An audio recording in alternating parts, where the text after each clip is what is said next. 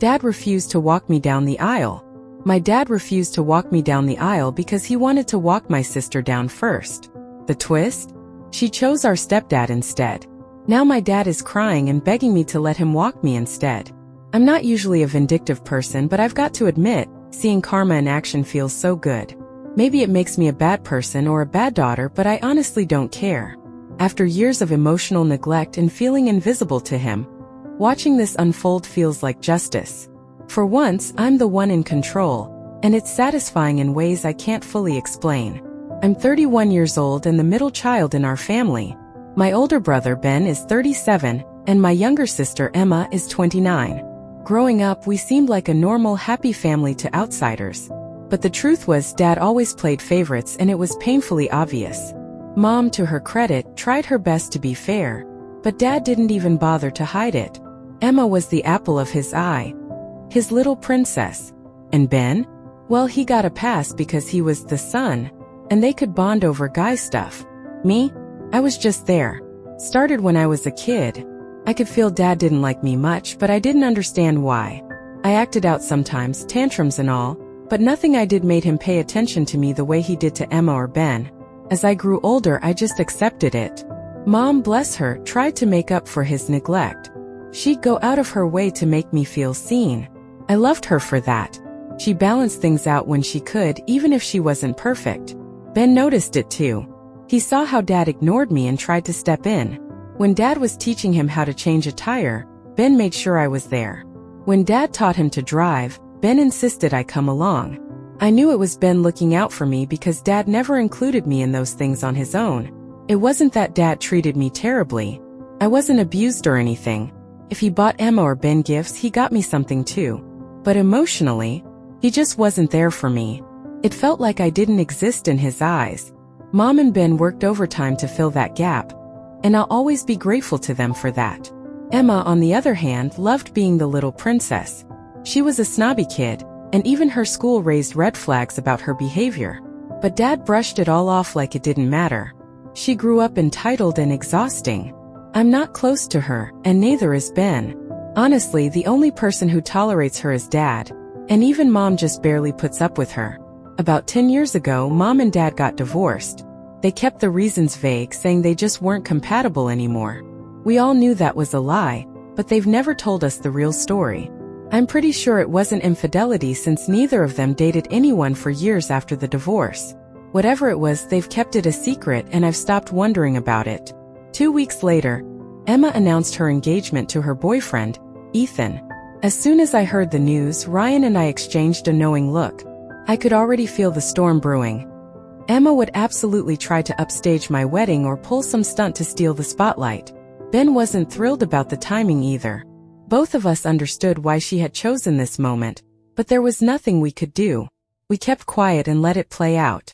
One small consolation was that Emma's wedding date was set for a month after mine, 5 weeks away to be exact.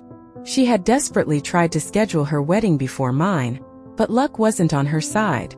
She had to settle for being the second bride in the family, and boy was she salty about it.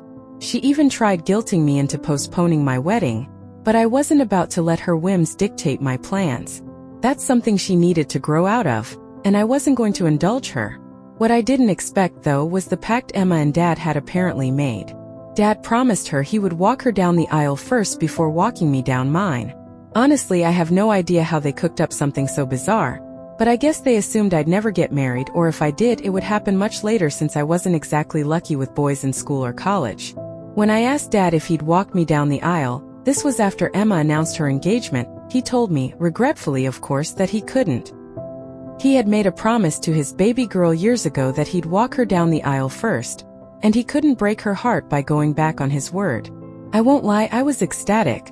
I never wanted him to walk me down the aisle anyway, but I played the part, pretending to be hurt and heartbroken, all while dancing internally. I told him I respected his promise to Emma, and that while it hurt me a lot, I understood. In reality, I was thrilled. The moment I hung up, I called Ben to tell him what happened. He was furious at Dad.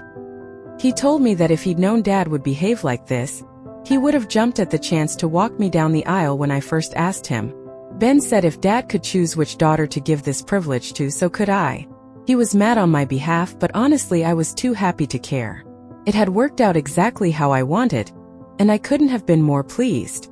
Despite the stress of planning a wedding, things were going smoothly. Sure, I was jittery and nervous, but everything seemed to be falling into place. That was until yesterday, when some unexpected drama turned my life upside down. Last night, Emma dropped a bombshell on Dad. Over a video call, no less, she told him she didn't want him to walk her down the aisle anymore. Instead, she asked Daniel to do it. Her announcement was brutal and completely out of the blue. She could have handled it more delicately, especially knowing how much Dad was looking forward to her wedding. To make matters worse, Dad had paid for her entire wedding. Emma and Ethan wanted to save their money for the honeymoon, so Dad had footed the bill. He'd been so focused on her wedding that he'd practically ignored mine. He hadn't contributed a dime to my wedding. Ryan and I were paying for everything ourselves. Daniel, on the other hand, had been involved in helping with my wedding. That's probably why even Daniel looked shocked by Emma's demand. He glanced at Mom, unsure how to respond. Mom eventually spoke up and said Daniel would love to do it. It was one of the most awkward calls I've ever been on, and I work in corporate where bad calls are a staple. Dad, instead of addressing Emma directly, started cussing out Daniel and then disconnected the call. I didn't bother following up. This wasn't my issue to fix. It was a promise between Dad and Emma, and if she chose to break it, that was on them. I had no intention of getting involved in their drama, but of course Dad had other plans. A few hours later, he called me in tears. His favorite daughter had crushed his heart, and now he wanted me to let him walk me down the aisle. The entitlement was shocking. I told him gently that I felt bad for what happened, but it didn't change the plans for my wedding. Ben was walking me down the aisle and that was final. Dad tried to argue, saying Ben was just a placeholder for him, and he'd talk to Ben about it. I shut that down quickly. It wasn't about Ben agreeing or not. I didn't want Dad walking me down the aisle, period. He refused to take no for an answer. He insisted he'd talk to Ben and set things straight. I ended the call and immediately called Ben to give him a heads up. Ben was livid. He asked me what I wanted and I told him he'd always been my first choice. He reassured me that he'd handle Dad and that I didn't need to worry. Ben told me he'd make sure Dad knew there were no changes to the wedding plans. It was settled and I felt a weight lift off my shoulders. But now the silence is killing me. I haven't heard from either of them since last night, and the anxiety is eating me alive. Ben didn't hold back. He told Dad straight up that he should be grateful he was even invited to my wedding, considering how he treated me over the years. And then Ben let loose. He apologized to me afterward, saying he knew it wasn't his place to lash out at Dad, especially so close to my wedding. But he said he couldn't help himself. Dad needed to hear the truth and stop living in the facade he'd built for himself. Ben said everything. He told Dad how he'd always favored Emma, barely making an effort with him, and how I was always an afterthought. He laid it all out, saying Dad knew it and so did I. He even told him that I had originally asked Ben to walk me down the aisle, and it was only because of Ben's insistence that I even approached Dad about it. Ben said he had hoped Dad would take that opportunity to start mending our relationship, but instead Dad had thrown it away. Ben didn't stop there. He told Dad he was a failure as a father because none of his 3 kids truly loved or respected him. Ben admitted he didn't respect Dad because he had never been a fair parent. I didn't respect him because he never cared to love me or treat me like his daughter. And Emma? She didn't respect him either. If she did, she wouldn't have pulled the stunt she did with Daniel. Ben also pointed out that Emma's entitled behavior was Dad's doing. Dad had coddled and spoiled her all her life, and now she'd thrown him aside when it suited her. He told Dad it was karma, plain and simple. He had been discarding his kids emotionally since they were born, and now his favorite had discarded him in return. Ben said there was more he had said in the heat of the moment, but he couldn't remember everything. He assured me that after Dad's reality check, I didn't have to worry about him pulling any stunts. He also promised there would be no changes to the wedding plans. He would be the one walking me down the aisle, and he wouldn't give that up for anything. He apologized for causing a stir so close to the wedding, but I wasn't upset. If anything, I was overwhelmed with gratitude. For the first time in my life, someone had stood up for me in a way I never thought possible. I'd spent years believing Dad didn't love me because of some fault of mine. I tried to outgrow that feeling, but it always lingered. And now Ben had taken a fierce stand for me, something I never expected anyone to do. Mom should have done this when we were kids, but she never did. She tried to make up for Dad's lack of affection in her own way, but she never stood up to him. I don't blame her for that, but it left me feeling like there would never be a moment where I could confront Dad about how he treated me. That changed because Ben loved me enough to do it for me. By the time Ben finished telling me about his conversation with Dad, I was in tears. I choked up as I told him this was the most beautiful thing anyone had ever done for me. Ben probably doesn't realize the magnitude of what he's done, but it's the best thing I could ever ask for. I'm now a married woman. I got married a few days ago and am currently enjoying my honeymoon with Ryan in Thailand. The wedding went off without a hitch, though there was still some drama leading up to it. Dad, as expected, didn't walk either of his daughters down the aisle. He was more worried about what the extended family would think about his absence in both roles. That was his biggest concern when Ben spoke to him again. Ben told him point blank that for my wedding, Dad wasn't filling the father's role because he was emotionally absent from my life anyway. Ben also told him to reflect on why Emma had rejected him too. She was his favorite after all. Emma, of course, caught wind of this and called me, demanding that I let Dad walk me down the aisle because she couldn't. She said it wasn't fair to him. I told her to get lost. She was the one who used Dad's money to fund her wedding, and then kicked him out of the most important role.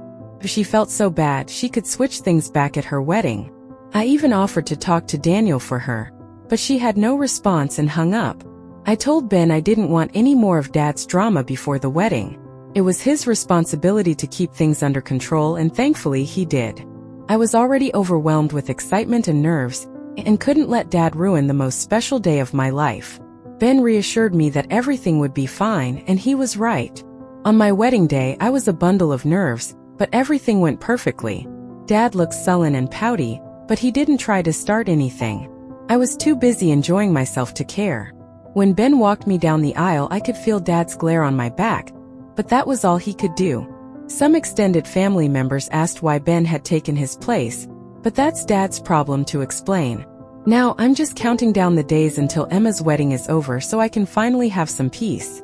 Once it's done, I plan to go low contact with Dad for the foreseeable future. There's no point in staying in touch with him anymore. Emma got married yesterday. I wouldn't know much about it because she uninvited both Ryan and me. I have no idea what she hoped to achieve with that, but honestly I was happy to sit this one out. Ben didn't attend either, so it was just Mom, Daniel, and Dad representing the family. From what I heard, Dad had been holding out hope that Emma would change her mind and let him walk her down the aisle, but that didn't happen. The pictures Emma posted told the whole story. Daniel looked uncomfortable, Dad looked miserable, and Mom just looked exhausted.